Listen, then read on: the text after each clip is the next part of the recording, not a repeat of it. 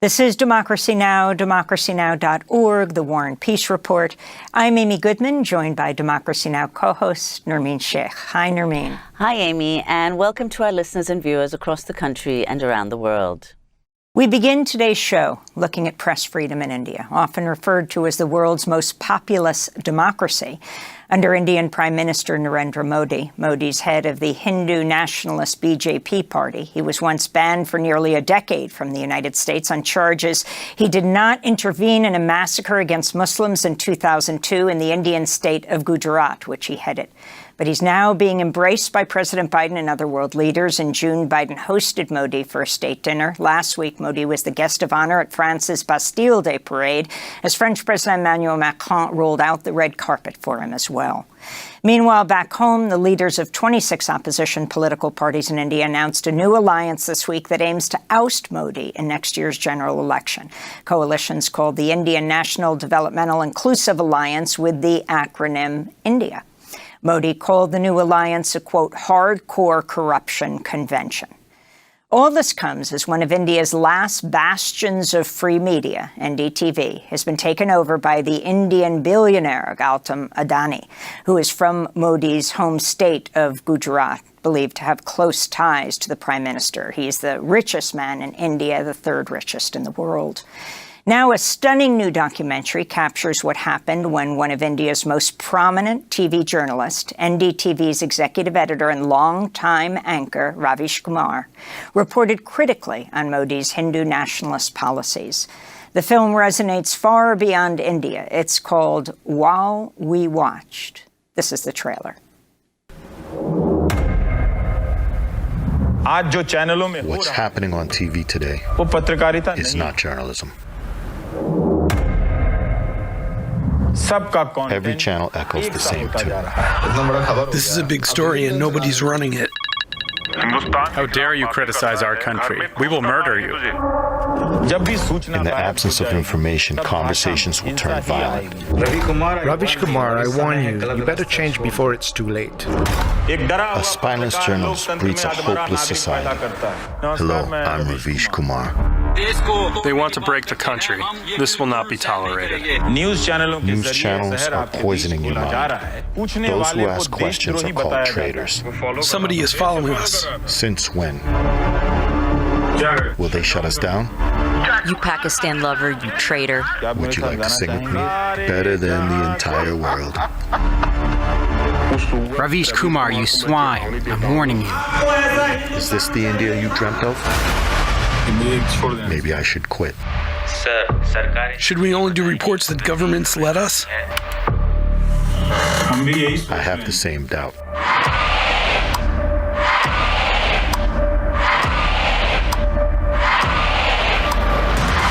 Name one country where there is so much hate on TV. He is anti-national.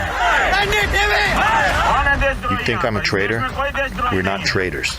If we choose to remain silent, it will cost us the truth.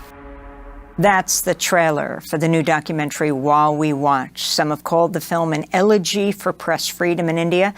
It comes to U.S. theaters this week. For more, we're joined in New York City by its director, Vinay Shukla, and by its subject, Ravish Kumar, the acclaimed Indian journalist and author who is a senior executive editor of NDTV India, where he hosted a number of programs, including the channel's flagship weekday show. In 2019, he received the Ramon Magsaysay Award, often referred to as the Asian Nobel Prize. We welcome you both to Democracy Now! I want to begin with Vinay Shukla. And if you could talk about your decision to make this film about Ravish, who you followed for some 2 years, and in so doing, being a kind of fly on the wall in the newsroom and at his home, we see what happens to press freedom. It's a kind of microcosm in India. Talk about this journey you took with Ravish. I think in the beginning, when I used to, when I used to watch the news, there was so much noise. I would speak to my friends very often, and they would say that they have stopped watching the news completely because it's not good for their mental health, so on and so forward. And I used to find that very distracting, very concerning, because news is a major system of public information, at least in India. And, I believe we come to the news because we want to learn something that will make our lives better. So when so many people are switching off from the news, that was something very concerning for me. In India, just to give you context, fact-based reportage has really taken a backseat, and there is, opinion and debate shows are the norm. So when I came across, I remember watching one of Ravish's broadcasts, and very often you have news anchors who will tell their audiences that we are here to serve you and the audience is number one. Ravish was actually scolding his audiences that you should be doing better, please stop watching TV, and that's the only way we can all get better.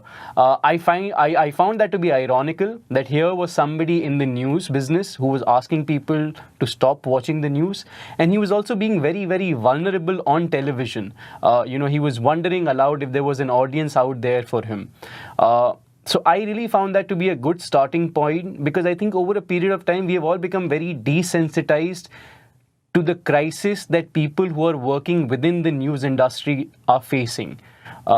And with Ravish, I thought I had a good protagonist to try and investigate that.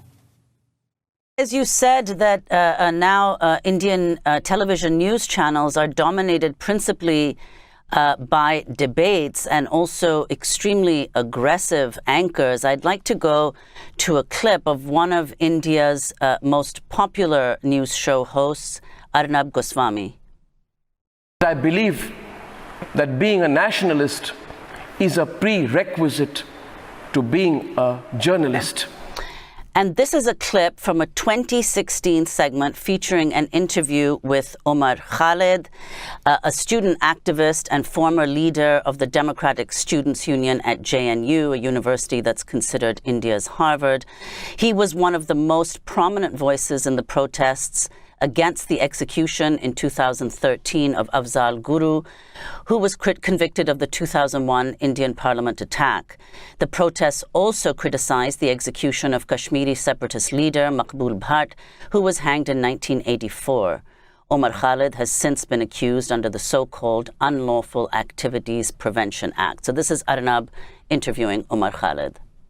Look at your poster, which argues for self-determination for Kashmiris, the same line that Pakistan takes today. Look at your statements, which say that Afzal Guru's wishes will be fulfilled. Look at your slogans. Look at your pathetic slogans that call for India's destruction. You cannot be on my soil holding an Indian passport, carrying out education that is subsidized by the Indian taxpayer, and have the temerity to say that I will provide a platform for people who say that we will work relentlessly till India is destroyed. Look at your statements that label India a spiteful state. Look at your statement that says that the lasting call of Azadi rings loud in the heart of every Kashmiri. You are a secessionist under the argument of death penalty, and for far too long, ladies and gentlemen, in this country, for far too long in this country, under the garb, for far too long in this country, and I will not be interrupted at this point of time by him, so I request please just reduce his volume. So that's Arnab Goswami interviewing Omar Khalid. I'd like to ask Ravish Kumar if you could talk about how representative this is of the broader media landscape of Indian television news programs. Amy Goodman, thank you for having me here. A lot of viewers who watch my show follows your work, and they have sent a huge regard to your work. Having said that, this clip you just showed about Arnab Goswami, in the beginning he was the one, but now we have many more like him. entire Indian news channel systems have become, there are many news channels, hundreds of news channels, but they are the same, anchors are doing the same kind of job what you just showed to your viewers, that how Arnab Goswami is shouting and alienating a young boy and delegitimizing him from his citizenry, from his right to speak and right to stand for anything he believes that is wrong. This media is, we have to be very clear that this media is, Indian media is not is the biggest story, one of the prominent story of any democratic world now. And this is not a routine media decline story.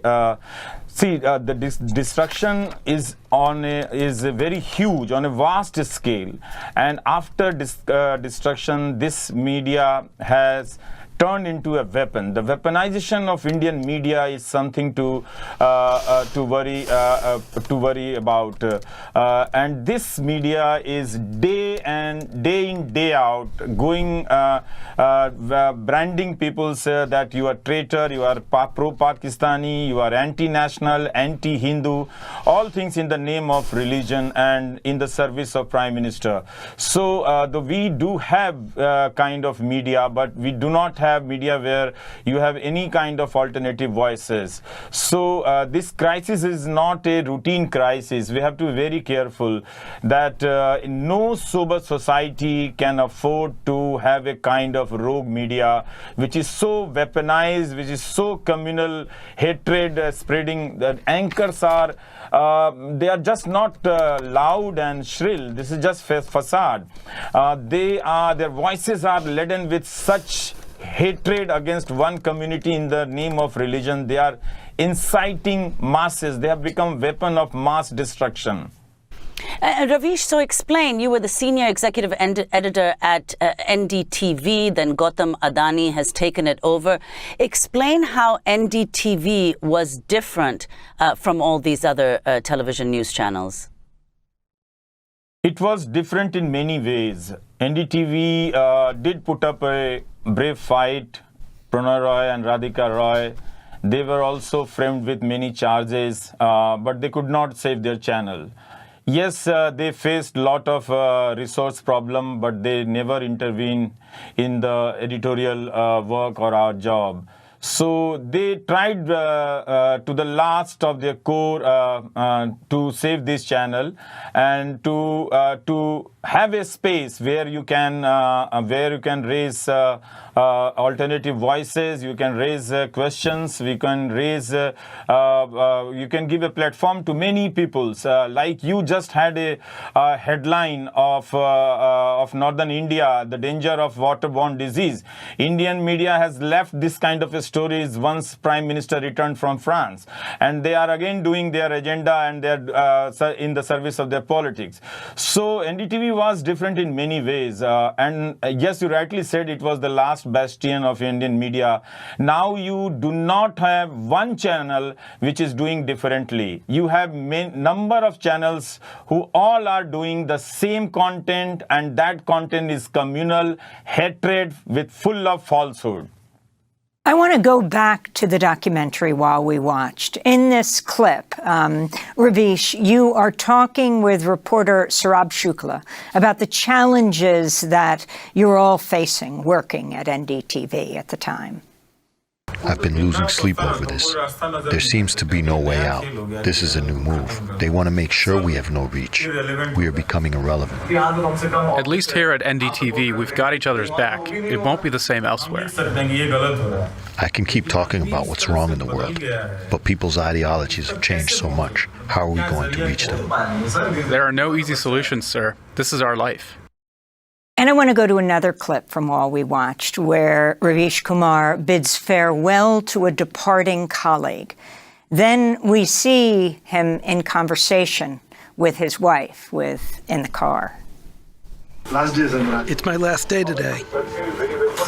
Is there anyone left in your department? A few of them are still hanging on.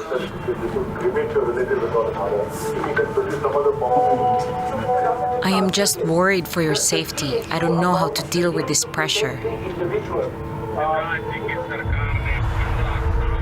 The newsroom keeps getting emptier every day, and you need resilience and a tough spirit, but everything is standing against you. It's getting harder for me to see you like this. There's so much despair and despondency, and it strikes terror in the heart.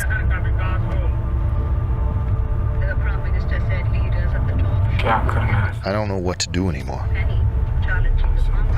That's Ravish Kumar talking to his wife in the car. Ravish, if you can talk about your decision to resign. I mean, every night, what was it, at 9 o'clock, millions of people around India tuned in to hear what you had to say.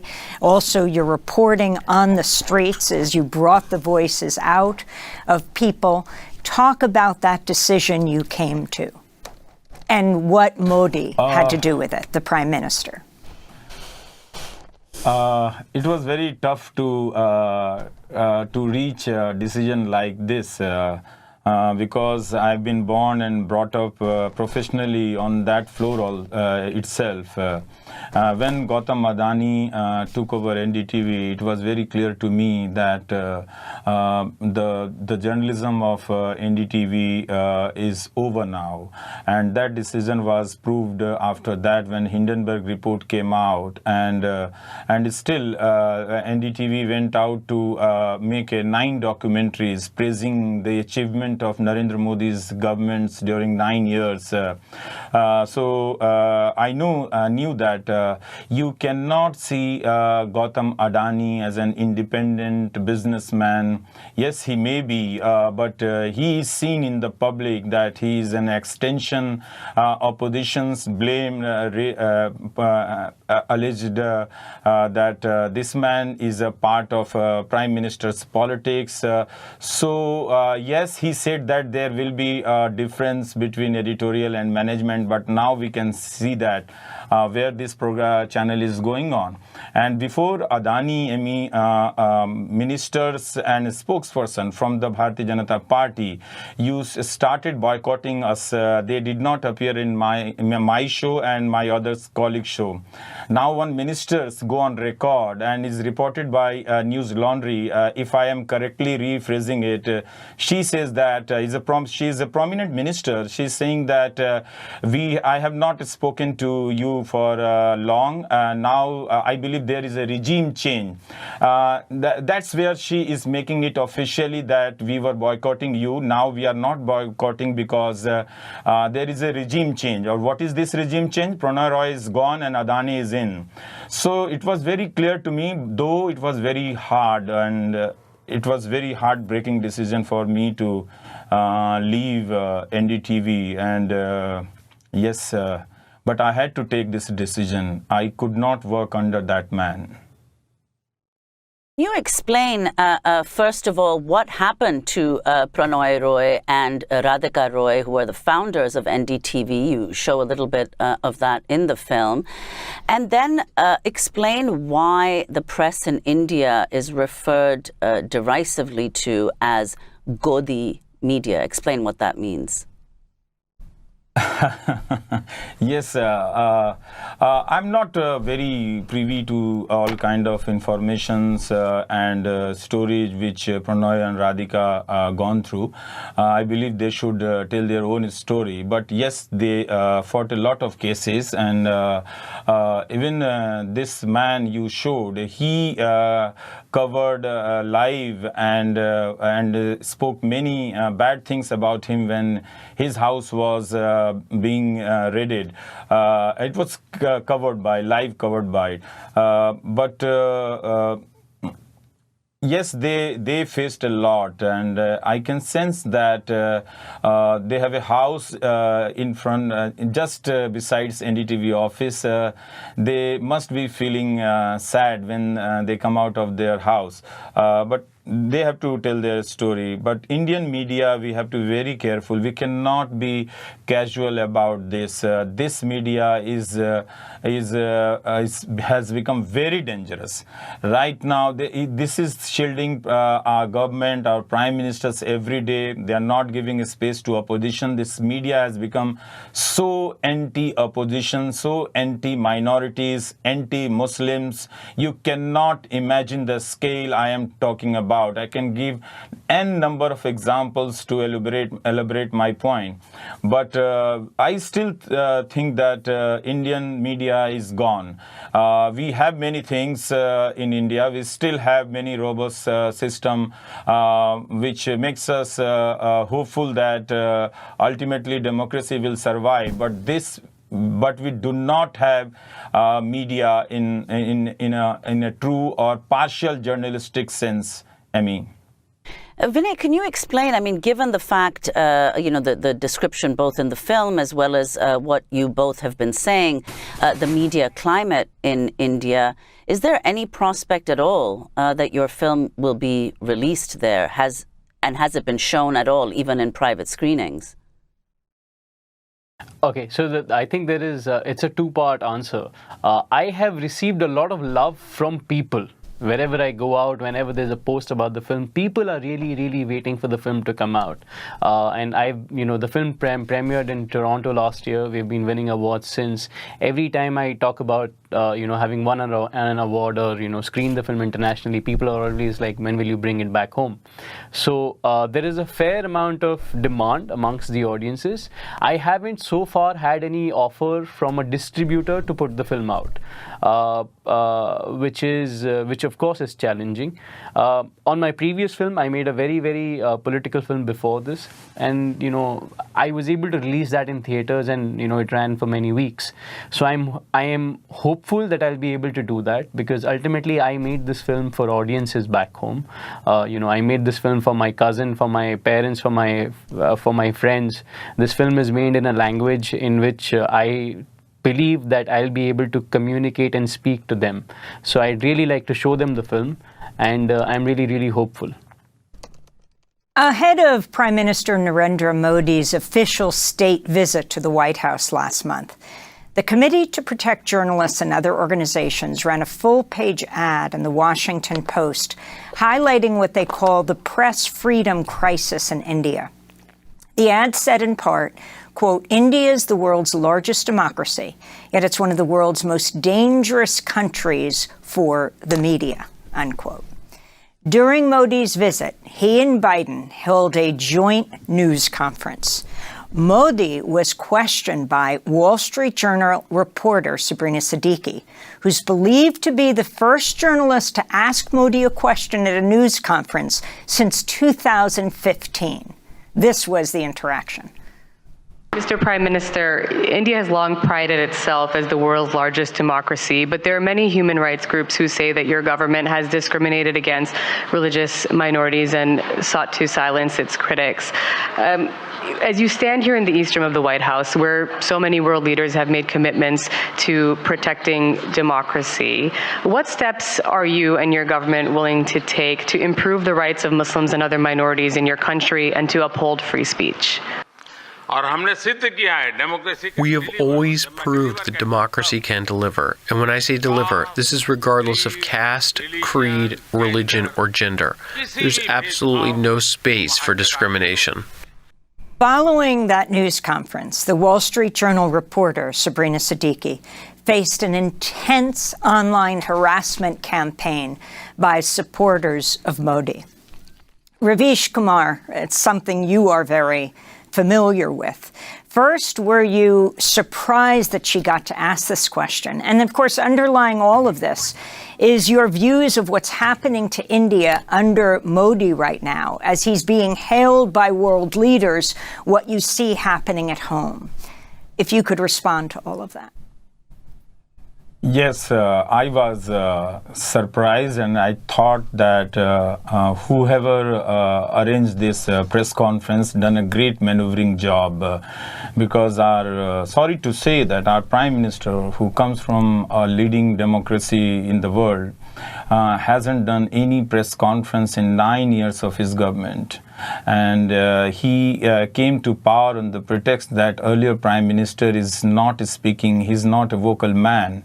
The Prime Minister gave a number of speeches, but he could not hold one press conference and take questions. And I was happy because for one reason, this is the one prominent questions which is chasing our Prime Minister to ask for many years.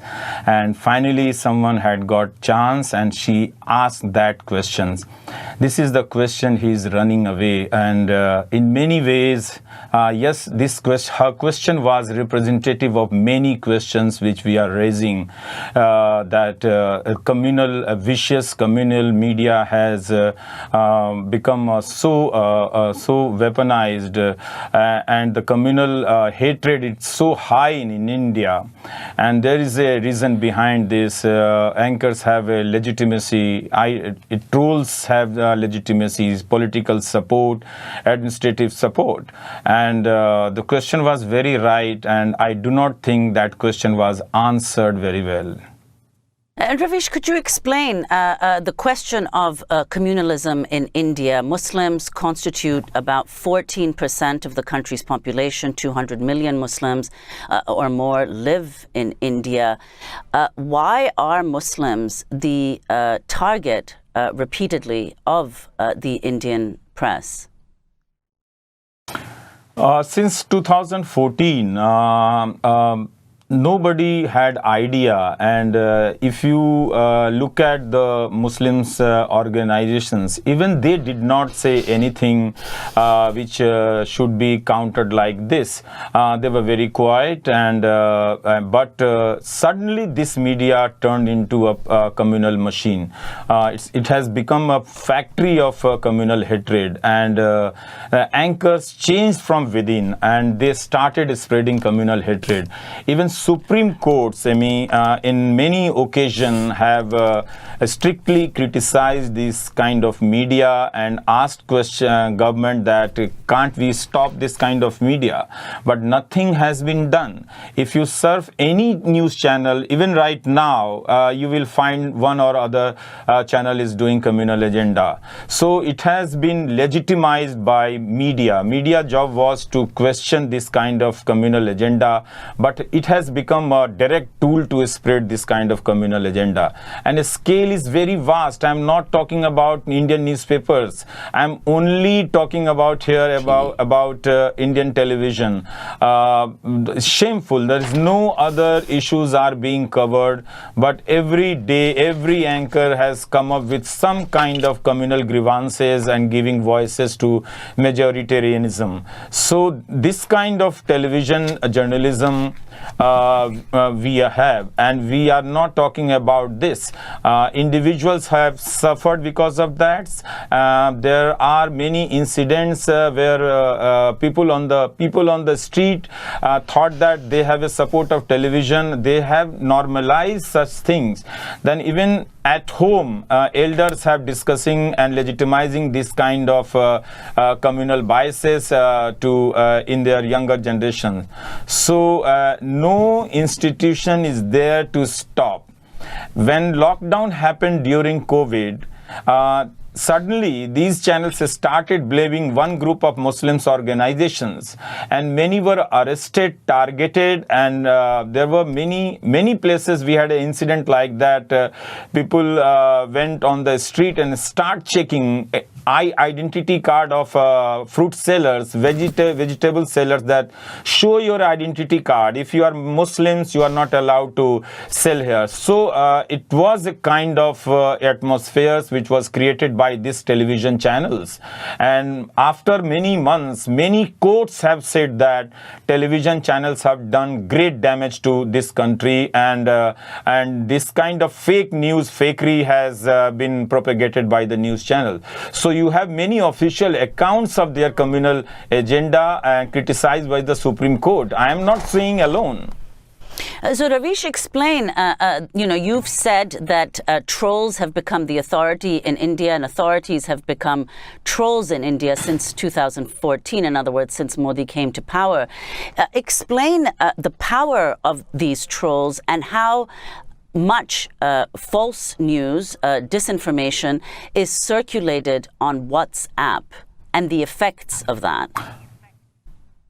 Amy, when trolling started in Indian public life, many people who are active in public sphere used to tell me that these things will come and go. But I could sense that these are not social trolls. These kind of trolls are not coming from random part of the society, but it has a support. It has an institutional support. And now they have become an authority in itself. If they start trolling you, you will find that cases are being filed against you. You will find that police have reached to your doorstep. I know one female journalist who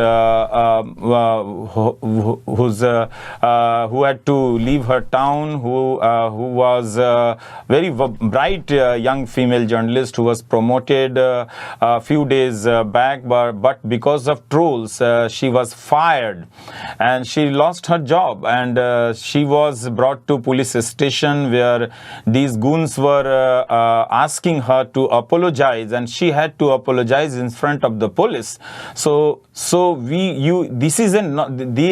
These trolls are not a normal trolls. They have the power of the day, power of the government. They may be invisible, but their impact is so visible on your career, on your life, on your mental health that you cannot imagine. And I am the one case, but many female journalists are suffering from their sufferings are not being told, and they are not. These trolls have been successfully marginalized. Any journalist, any female journalist, their state of mental health are in great distress. So they have the power, they have the political power, and they have the legitimacy to drag you in any controversy, and they can do whatever they want to do with you. Vinay, you end the film with Ravish winning the Ramon Magsaysay Award in the Philippines, considered the Asian Nobel Prize. The significance of this for you, Ravish, and what you're doing now as you resign from your position as this renowned primetime host on NDTV, as it was taken over by the richest man in India, allied with Modi. I'm running my own YouTube channels, and yes, I've got huge supports from my viewers, and but I have to say one thing, that we have been sentenced a kind of professional exile in our country. Many journalists like me are not getting jobs, and they have been isolated. So yes, if we had not YouTube, we would have not survived in this profession. So I am grateful to YouTube that I am earning my bread from that, but I do not know when this channel will be killed with one notice or one notification, and the uncertainty of this YouTube channel is great, is so vast. But yes, I'm grateful that many people like me are earning their bread, but we have been sentenced to professional exile. Over to Vinay. And Vinay, as we wrap up, I want to ask you how covering and living with almost Ravish Kumar, his family, his community at NDTV for 2 years changed you. You're a well-known filmmaker, but what this has meant for you. I was honestly very, very surprised when I got there and I started shooting, because there's a public perception that you have. Ravish is a very fairly well-known anchor, and people are polarized, people have very charged opinions about him. So when I began shooting, I was thinking that he'd have a team of 10 people and a lot of people around. He was operating from a very small room with a very, very small team, and I was also very, very impressed, as to put it very simply, by the amount of rigor and work that goes on within the entire newsroom. I am very, very invested in processes, and when I was there at NDTV and on that floor, I was suddenly given a very clean insight into how much it takes from people to be able to do the job they do. Journalism has been dehumanized so much in the last decade or so, and for sure there have been some bad agents, but the disinformation campaign against journalism has been so strong that we have forgotten to understand the processes of journalism. My film is, my love letter to journalism. It shows you the cost, the emotional and financial cost that journalists have to pay to be able to do what they're doing. And I'm keenly interested that we have a larger conversation around the systems of journalism. Very often we tend to focus, for example, today we have Ravish with us, and it's the story of NDTV. But for as long as we are concerned about one individual, one organization, one government, it's a very short-term, myopic view of things. It's fundamental for me to understand, at least in India and even across the world, what are the systems that we are building that will help us build a better journalism.